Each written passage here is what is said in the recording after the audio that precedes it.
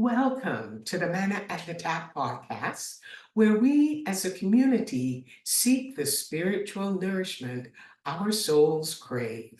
I'm Gloria, your fellow traveler on this spiritual journey, and my role here is to guide us, offering insights and interpretations from our daily lectionary readings that provide the manna designed to nurture our spiritual growth. Today, on this sixth week after Pentecost, Wednesday, July the 3rd, 2024, we embark on a journey back into the lectionary text of Mark chapter 9, verses 14 to 29. It's the story of a boy who, unable to speak, was healed of a demonic spirit. All three of the synoptic gospel writers recorded this miracle. Jesus told his disciples about his impending death, and about a week or so later, he took his inner circle team of Peter, James, and his brother John up a high mountain where they were all alone. Jesus was transformed before their eyes in a dazzling white garment that was radiant. Moses and Elijah, both Old Testament characters, joined them and were in conversation with Jesus. Peter was beside himself and tongue-tied and frightened along with the other two disciples. He proposed they build three shelters, one for Moses, one for Elijah, and one for Jesus.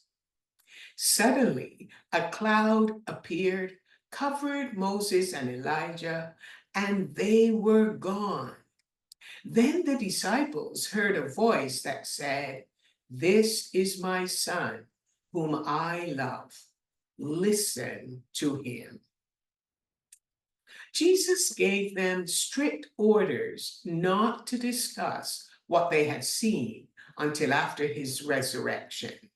And as they descended the mountain to rejoin the other 9 disciples, a large crowd of people and teachers of the law surrounded them and were arguing with them. As soon as the people saw Jesus, they turned their attention toward him. When he asked what all the commotion was about, a desperate father in the crowd stepped forward. He said he brought his son, possessed by a spirit, to the disciples, but they could not drive the spirit out. Jesus called the crowd an unbelieving generation, and then he asked the father to bring the child to me. The impure spirit saw Jesus and immediately caused the boy to convulse, falling to the ground and foaming at the mouth. Jesus asked the father how long this had been going on with the boy. The father had been asked for the first time to tell his side of the story. He said this has been going on since he was a small child. The seizure would throw him into a fire or water to destroy him. And the dad said he'd have to rescue him. After hearing about Jesus, he brought him to Jesus, but Jesus wasn't there. So he turned to the disciples for help, but they were unable to help. This father was exasperated and felt powerless to help his child. Now, the crowd was looking for the spectacular, and the religious leaders were not concerned with helping the boy. And the disciples, who had been out on a mission earlier and came back excited that they had performed healings, were now doubting their ministry. And the father asked Jesus to do anything, have compassion for us, and help us. Jesus responded with a question: "If I can?" It was not about Jesus, but about the Father and what and who he believed. This crisis made the father aware of what he did and did not believe. He'd not given much thought to his faith. He was so busy trying to save his son that he had neglected himself. Only after Jesus told him that everything is possible for the one who believes, he responded, I do believe. Help the parts of me that do not believe.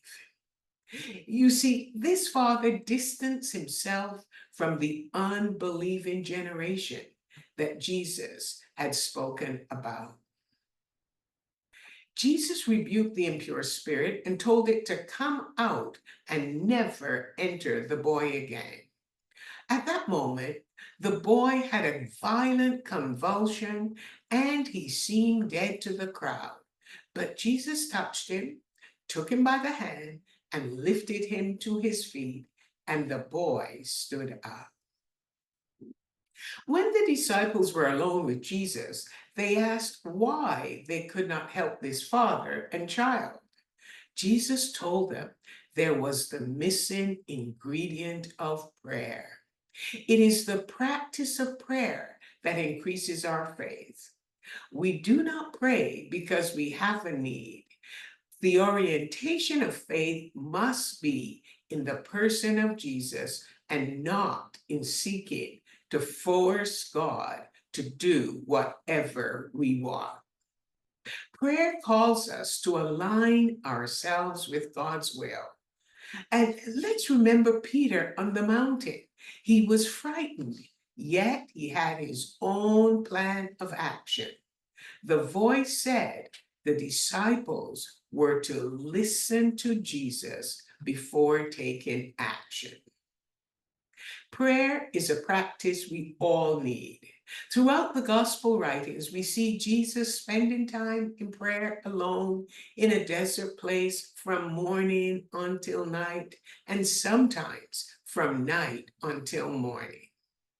The Father cried out in prayer, asking God to help his unbelief. But we have no record of the disciples doing that. Prayer must be the focus of our lives, not just when we have a need, but as a lifestyle. Prayer leads us to hope when we are filled with doubt.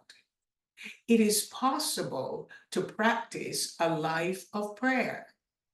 1 Thessalonians chapter 5, verses 16 to 18 calls us to rejoice always, pray without ceasing, and give thanks in all circumstances, for this is the will of God in Christ Jesus for each of us.